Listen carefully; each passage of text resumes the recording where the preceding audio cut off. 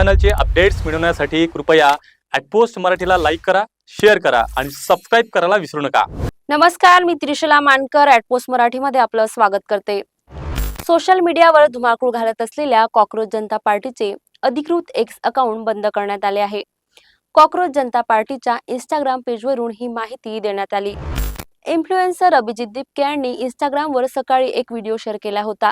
त्यात त्यांनी भाजपाच्या अधिकृत पेजला अनफॉलो करण्याचं आवाहन केलं होतं।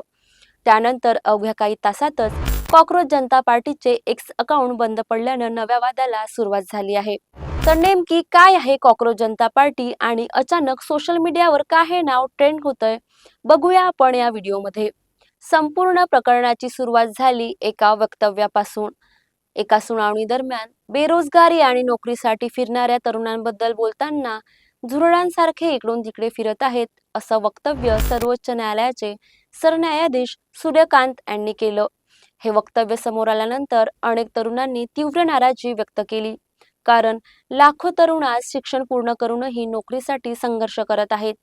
दरम्यान एका मराठी तरुणानं सरन्यायाधीशांच्या वक्तव्याचा निषेध म्हणून सोशल मीडियावर कॉकरोच जनता पार्टी या नावानं ट्रेंड सुरू केला, ज्यानं सोशल मीडियावर अक्षरशः धुमाकूळ घातला आहे।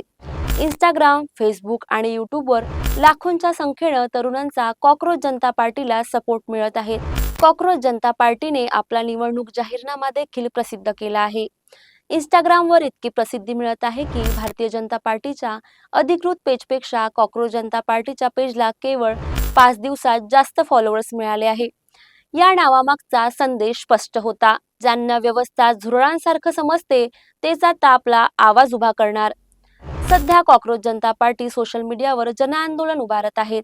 अशात आता एक्स अकाउंट बंद करण्यात आला आहे, तर इतर प्लॅटफॉर्मवरील अकाउंट्स कधीही बंद होण्याची शक्यता आहे।